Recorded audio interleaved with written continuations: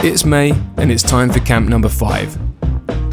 This month I'm travelling to North Wales, arguably one of the most beautiful places in the entire UK. I'm stopping in Beddgelert, a quaint picturesque village in the Snowdonia area and home to my friend Rick, who's going to take me to tonight's camp spot.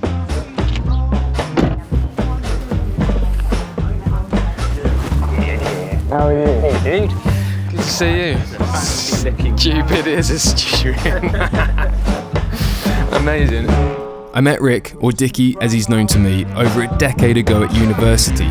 We spent a couple of years going on climbing adventures together, and Dickie is now a mountain guide and runs a successful company called Summit to Savour with his girlfriend.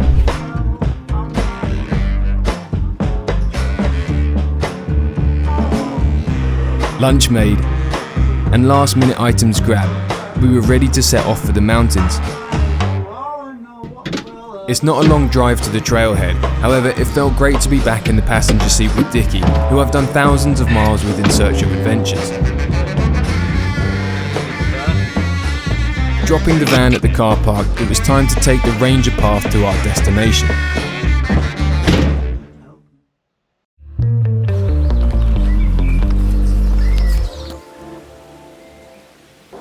Is that here for us? Yeah, that's the taxi for you. Later on when you've gone mad. Well, mad or inspired. You see, tonight's camp is inspired by Joe from last month's camp on Shire Farm. Joe mentioned a legend about a black rock on Snowdon. Same under the black stone of Snowdon on Mount Snowdon, the black stone of Ardu. Wow. There's this black rock that people climb up. If you sleep underneath that, in the morning you're either mad or inspired. Needless to say, I was destined to seek out this rock. It has a great mythical story, and it's located in one of the most beautiful places in the world. And who better to help me than Dickie? Are you familiar with this stone of poetry, or this insane stone? And what's it called? The Carreg y Bardd. Carreg y Carreg, Yeah. which is rock, Right. and Bardd, B-A-R-D-D, which is poet.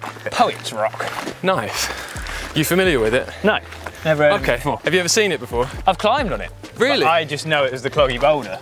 The Cloggy Boulder, so called as it resides in front of the imposing cliff face, Clogwyn de Arthur, is a bit of a hike away, so in the meantime I was keen to know what Dickie thought about the recent move to using more Welsh language place names instead of the ones I've grown up with. I'm gonna have to tread lightly here, aren't I? As a guide here in Eryri, I will still call it Snowdonia. As much as I live here and I am trying to kind of integrate the language into my life, people who I work with aren't from here. I think with Welsh, there's been a massive drive to try and make it a bit more mainstream because it's the one that has got the best chance of being saved. It was slipping away, like back in the 50s and 60s and even sort of later on. It was a punishable thing to speak Welsh, and so the backlash from this is to really force it into the kind of public eye and make it more and more spoken. And I believe that the actual percentage of the country that now speaks Welsh is growing. Have you heard the new name for the Brecon Beacons? No. Banau Brycheiniog. Banau Brycheiniog. Yeah. Brycheiniog. Banau Brycheiniog. As long as, like, I guess the Welsh don't mind people giving it a go. I used to say Penwy Park. Yeah. I used to go there. Yeah, or Carreg y Bardd. Yeah. So this poet's rock, no one really knows there's a story behind it. Yeah, so the story is the same story from Carreg Idris, which is quite famous. You know, if you sleep on the summit of Carreg Idris, then you will either wake up a poet or a madman. There's a story of how the mountains of Eryri came to be, and it was a fight between two great giants, one called Idris and one called Rita Gaur. And Rita Gaur lived on Wyddfar here. They had a fight and they were throwing rocks across this area at each other, and basically where the rocks landed, they made the mountains. And I'm wondering whether maybe Idris took a bit of the summit of his mountain and launched over here, and it hit Cloggy and fell down to the bottom, which is what carried the legend over here perhaps. A font of knowledge as per usual, Dickie had filled me up with Welsh intel. As the path narrowed and steepened, we clocked our first sight of the Poet Stone. There she is, sports fans. Is that it? That's it. We had a short hike to the stone, but its magic powers started working on me from a distance, as I started to lose my mind and question whether this huge rock was indeed the Poet Stone. You see, in my research I had found 3 images of the Carreg y Bardd, and for some reason the one that stuck in my mind was this one, the only one that didn't look like what was in front of me or the other 2 images. Much to Dickie's astonishment, he diplomatically steered me back to reality. I mean, this is this. It looks different to the photo, but it said something, a rock on top of it, and there is a little rock on top of it. There's a little rock on top of this, yeah. So maybe it is this. I mean, are you getting like insane or inspired vibes from it? It's a pretty mad bit of rock, isn't it? Yes, it is a pretty mad bit of rock and definitely deserving of its own legend. It sticks out on the landscape, an anomaly, a climbable anomaly.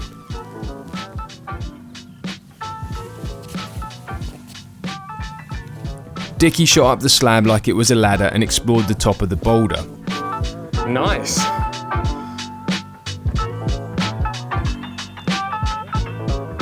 How are you getting down from there? Look at that footwork. Who are you, Johnny Dawes? Masterful. Wall ride. All right, yeah.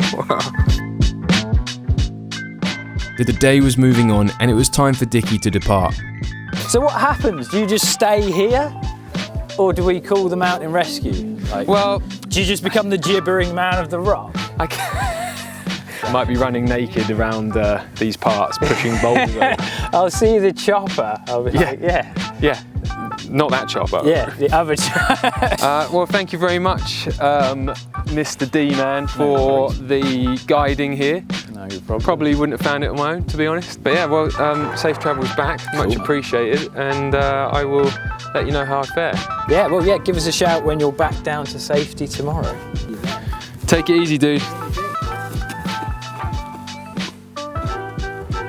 What a mountain goat.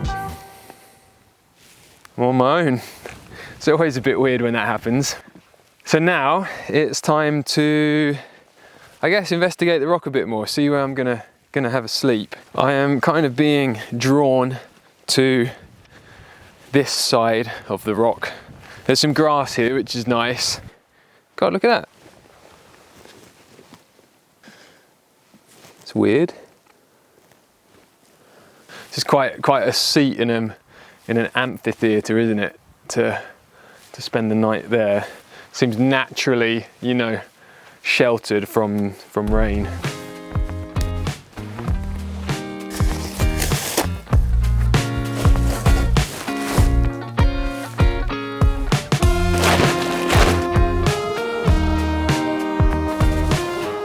I brought a tarpaulin along with me for this camp. They're typically used in wilderness settings where you can blend into the surroundings and use the trees as support. But as I was pitching it, I felt like it was unnecessary for this camp. The location didn't require it. Okay, so for purposes of demonstration, this is what I will do if it does start to rain. Just enough to keep the rain off me. And yeah, I would tweak it a bit more, but I just wanted to see it set up. I'm gonna now dismantle. The tarp will be in reserve should I need it, but I just couldn't give up this view.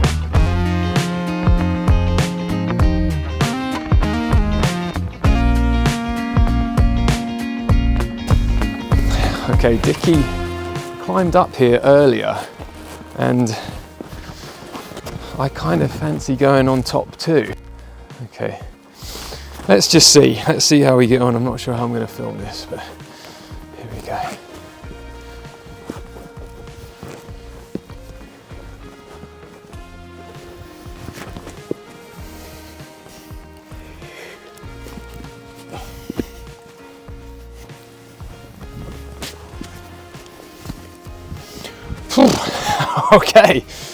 Okay.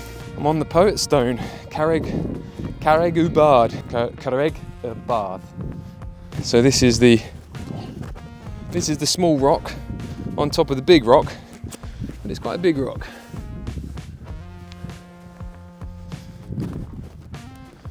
And I'm camping down there. North Wales is amazing. And one of the crazy things about it is some of the top climbing talent, you know, that's like globally that's existed has come from here and has come through here. You know, anyone has climbed in North Wales, and I just wonder who of the greats have stood on this rock over time. Feeling the grandeur of the Cloggy Face scowling down on me, and knowing some of the world's most seminal climbing lines were put up right here, was making me feel some blend of impressed nostalgia. But hunger waits for no man. Time for dinner.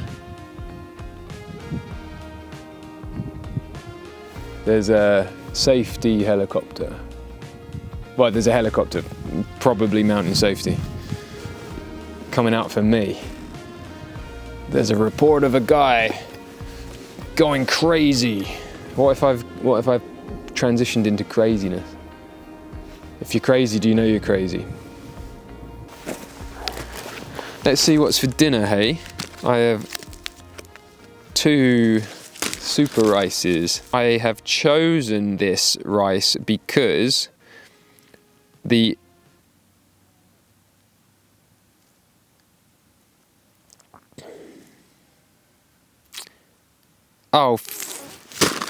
I'm trying to reduce my seed oils intake. For some reason, this processed dehydrated packet of rice I thought didn't contain seed oils, but no, it does. Vegetable oils, sunflower, palm oil. So yeah, oh well, it's here now and it's fine. And we're gonna add a bit of meat to that. Punchy paprika chorizo bites. Maybe even throw in a few steak strips. Look at that. Oh, lovely. With my relatively seed oil-free dinner, it was alfresco dining in the best way possible. Looking out towards Llanberis, Carnarvon and Anglesey, nothing could beat it.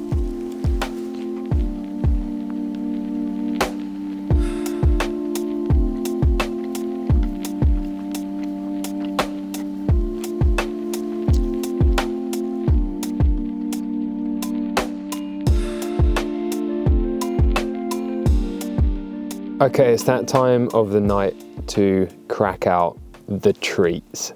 And this treat is pretty damn special. I've got very lucky.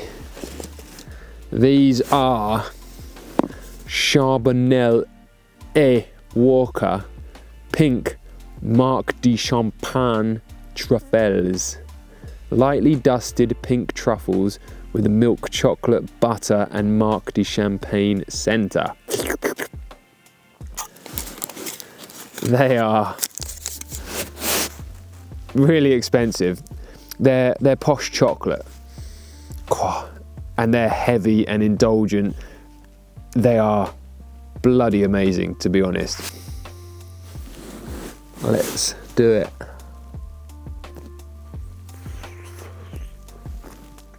Oh.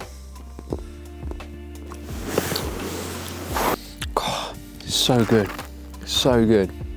It's just bloody amazing. Either the champagne in the truffles was going to my head, or the poetic energy of the stone was working its magic, because I got a bit philosophical. Being able to observe this view is so, it's so emotional. And I don't know the right word to say. I don't want to say spiritual because that's a little bit too misleading, but it's in that category of feeling. Seeing the world as our ancestors would have done, they would have seen the same reflection off the water. And I guess as I get older, I connect more with the feeling of this mythical past. I don't know, I'm really feeling this. This is pretty damn good, to be honest. This feels like $1 million to be me right now.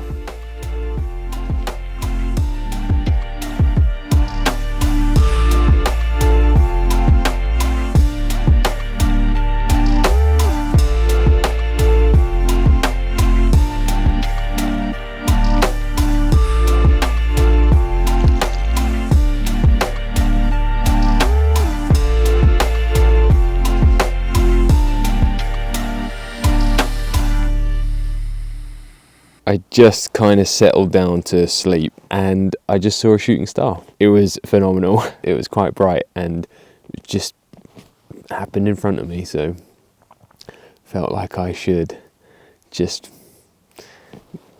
tell you about that.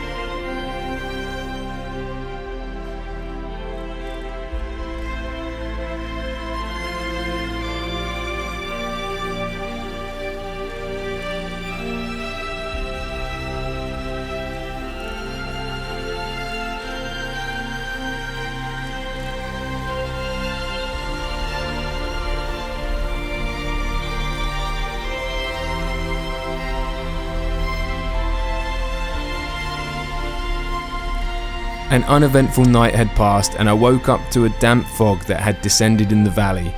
It was atmospheric and felt like a different season.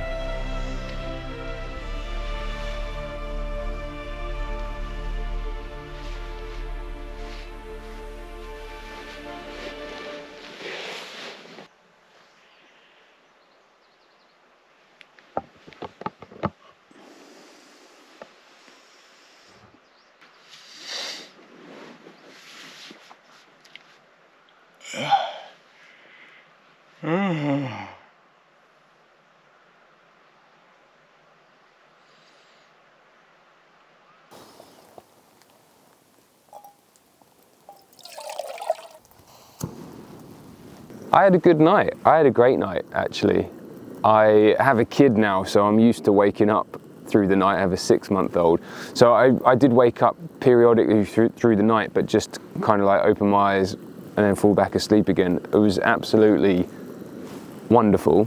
However, I did wake up pretty mad, not insane, but just angry. So maybe that's what this stone does. I woke up angry because I was having an argument in my head with someone that I've worked for in the past. So yeah, I woke up kind of annoyed.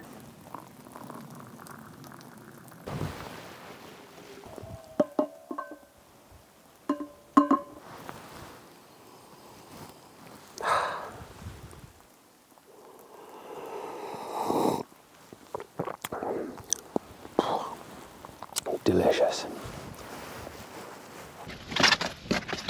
Making sure I was leaving no trace, it was time to head off the mountain and back the way I came. I'd had a blinder of a camp and I felt refreshed by the whole experience. There's nothing like spending a night outdoors.